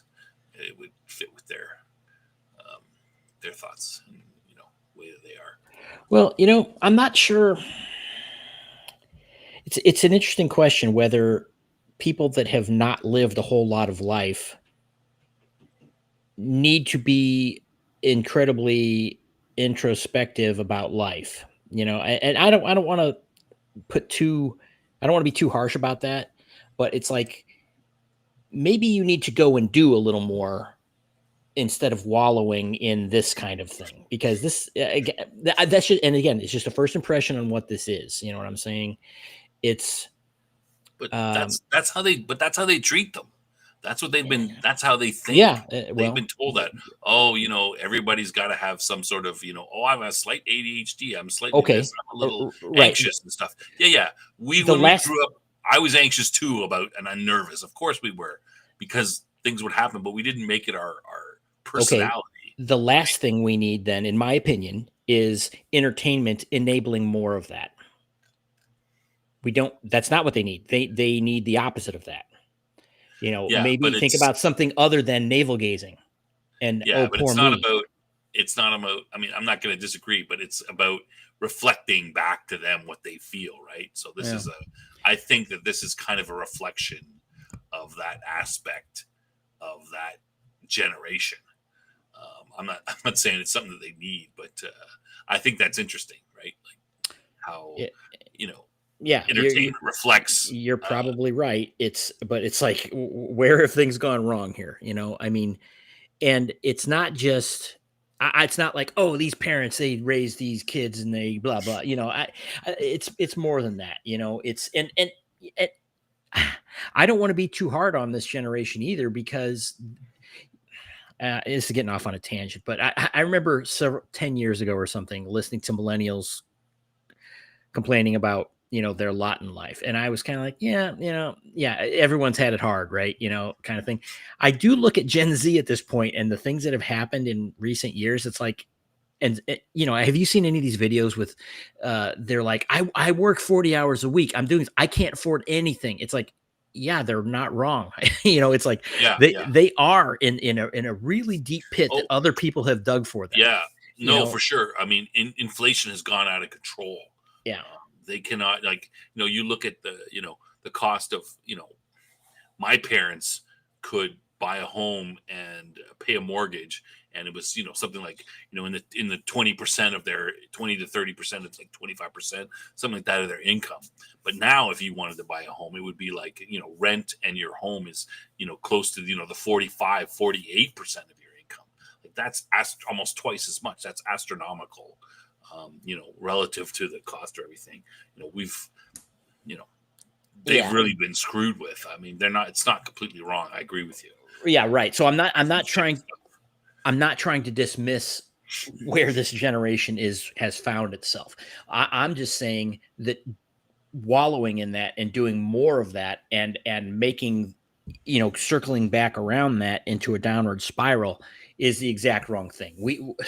Our society needs to figure out some way to help these people. I mean, but then again, Well, the way to help them is the way to help everybody. Lower, smaller government, lower costs for things. Sure, but it's it's a motivational. There needs to be something that snaps them out of it. You see what I'm saying? It's like there needs to be something. Usually, this kind of thing is something terrible, like a war that breaks you out of a depression or, and I'm not saying I want that, but it's you can't just gently nudge them towards a better place. There needs to be some change in mindset, and this is the exact wrong thing that's doing just more of the same. Yeah, but it's good for us though to see this, and it reflects back, and you're like, okay, this is how they, maybe this is somewhat how they feel, whether it's, they should feel that way or it's true or not. At least we can maybe understand it and go from there.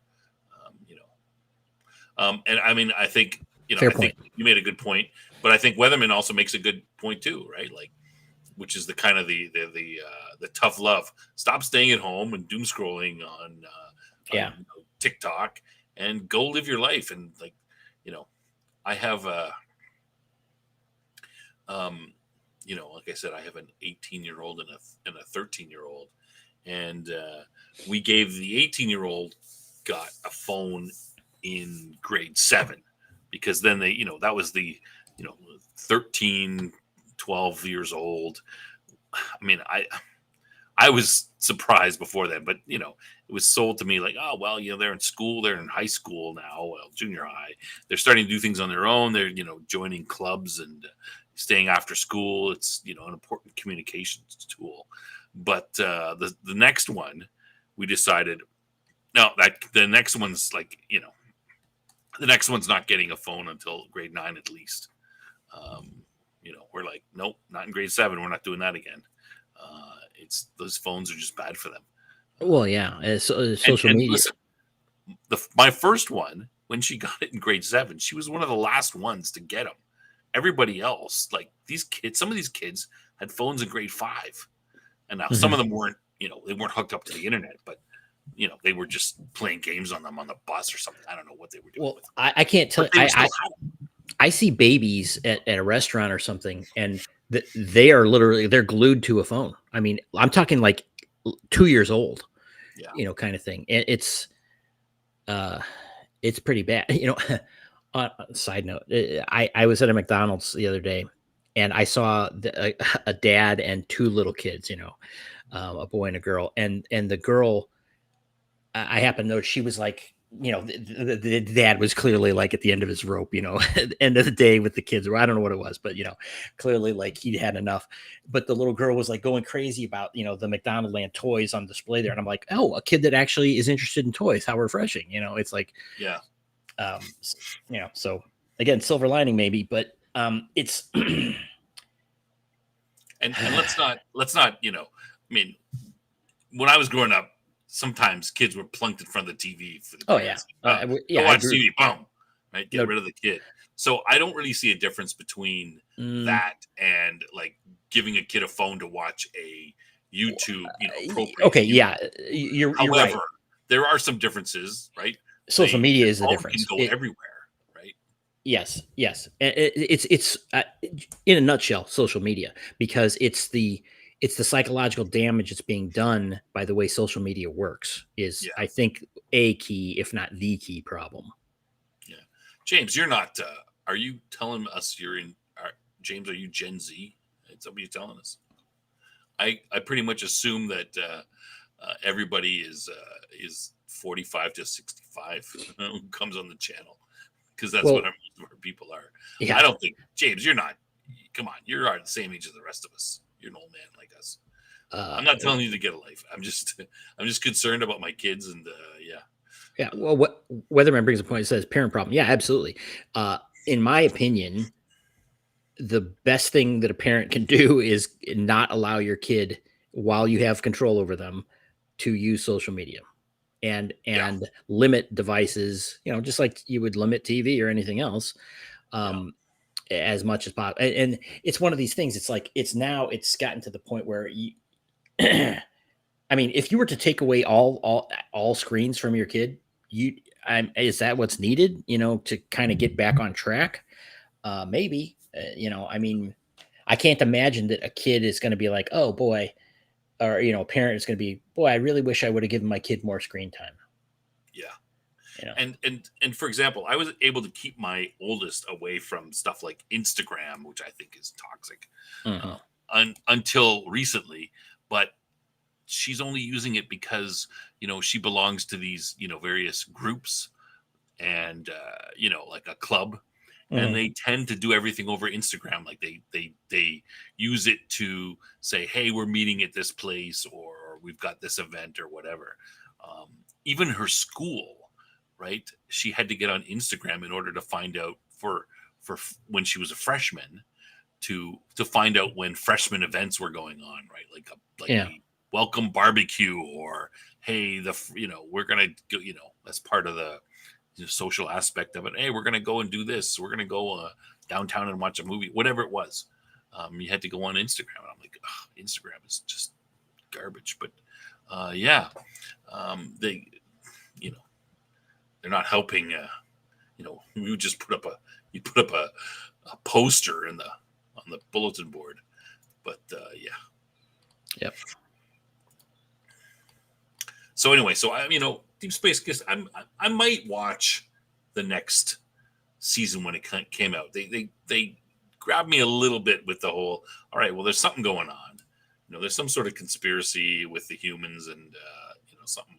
Plus, why did this kid, this, some 20-something-year-old tiny girl get 400 years of you know and the other character asking, like, what'd you do? Did you eat somebody? And she's like, it's a long story. She won't tell the story. But we don't find out. But yeah. All right. Mhm. All right. So Yeah, and I mean, we're getting into independent thought dies on social media. Yeah, I mean, it's bad.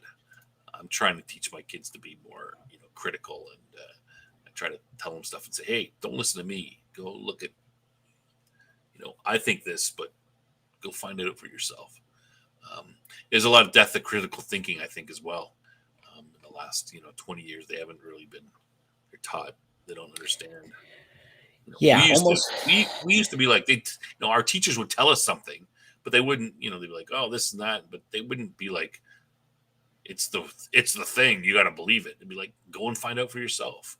Write a paper on it. Come up with some different idea, and then they would challenge. You'd say, oh no, the war. The war was about this. All right, well, prove it. You didn't prove it.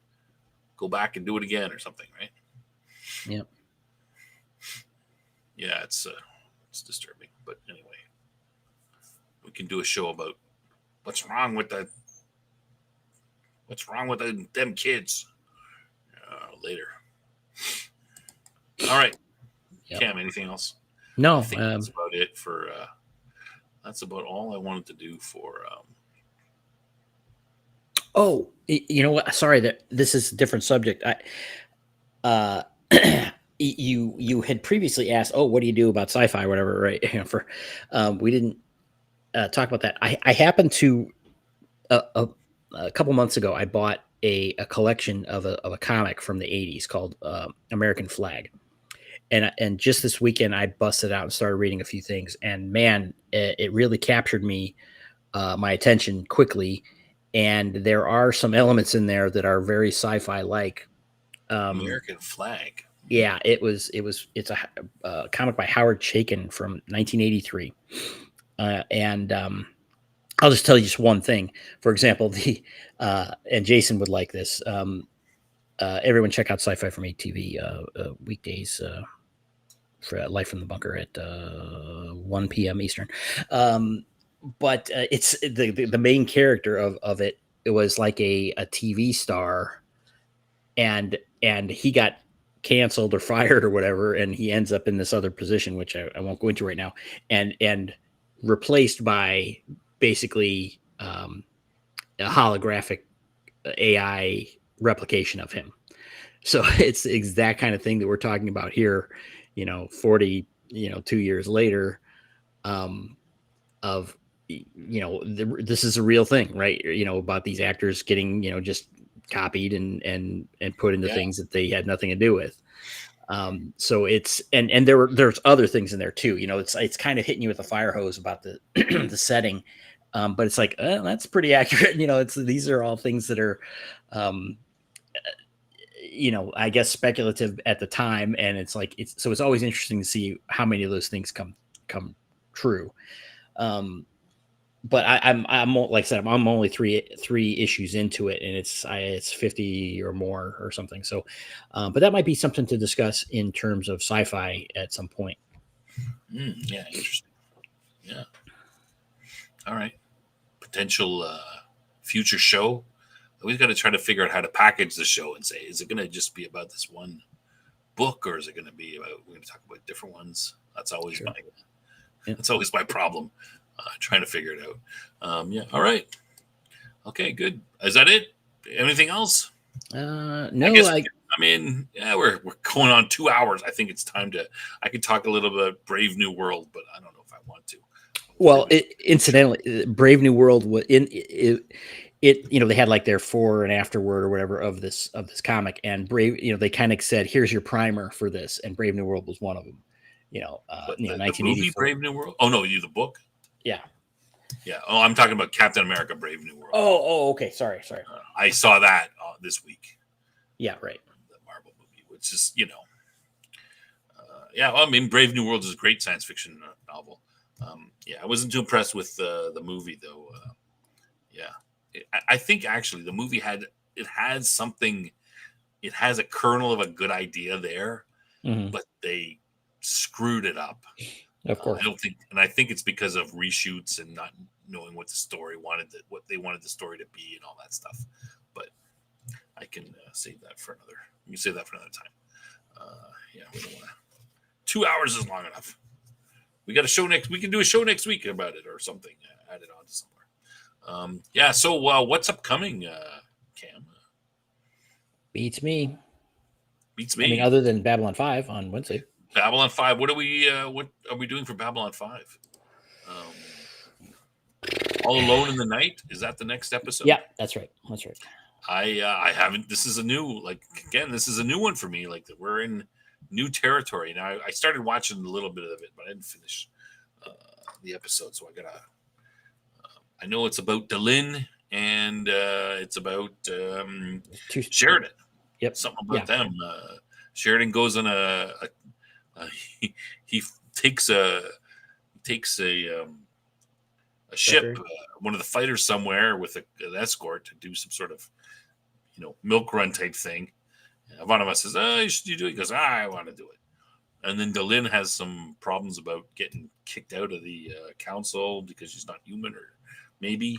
Well, yeah, in the a while back, they had the whole thing where they basically said, well, we'll get back to you, because they asked her to be the leader, of the Great Council, and she turned them down. And then they're like, well, Yeah. she did her whole thing with transforming into part human. Yeah. Sorry, Weatherman. Scrapbooking and DEI killed that movie. Which one? Captain America: Brave New World. Scrapbooking killed it. Yeah, well, he's referring to, the just shooting scenes without any particular reason and then stitching them together. Is that what scrapbooking is? Yeah. Other than of the obvious thing. Yeah, the movie was, Captain, like it starts out with they're all like they're calling him, oh, Cap, hey Cap, good job, Cap. They're really pushing this whole like he's Captain America, and every time they say something, I'm like, it's not Captain America. Steve Rogers is Captain America, right?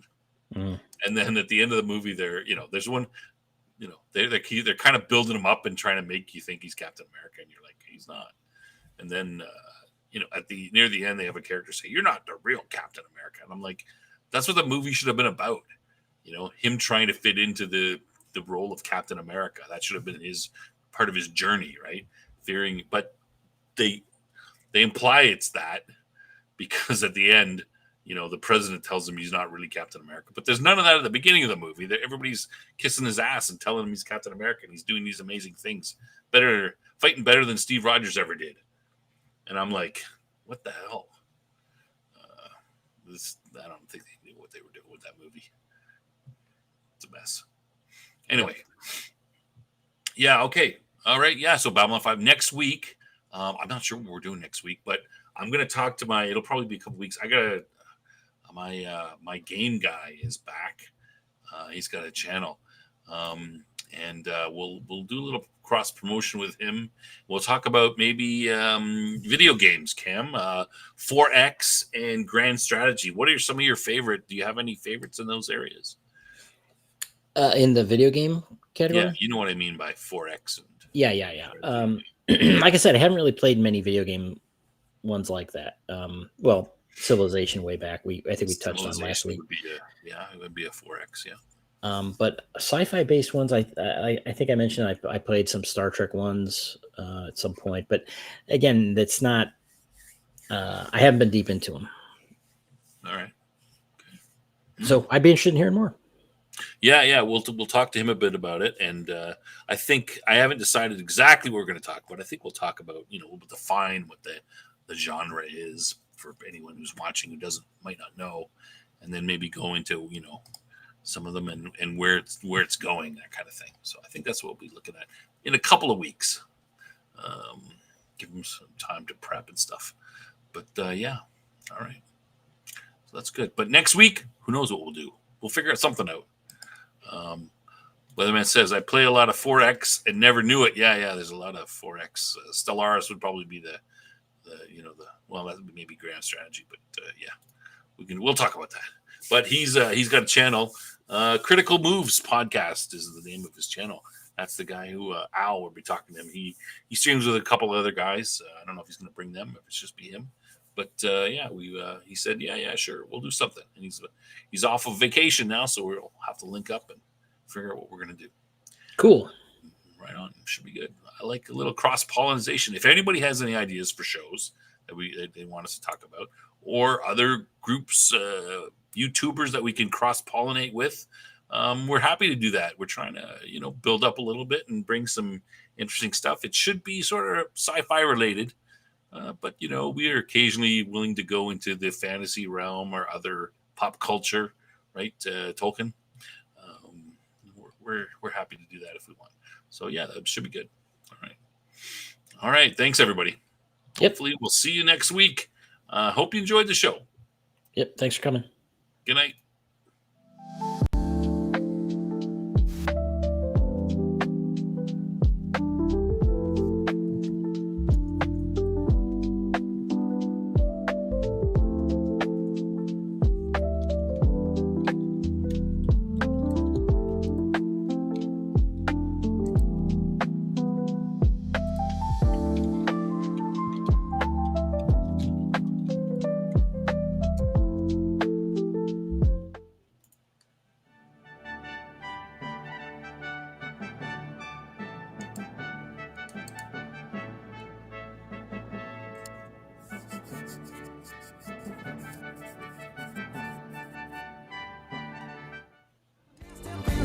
passé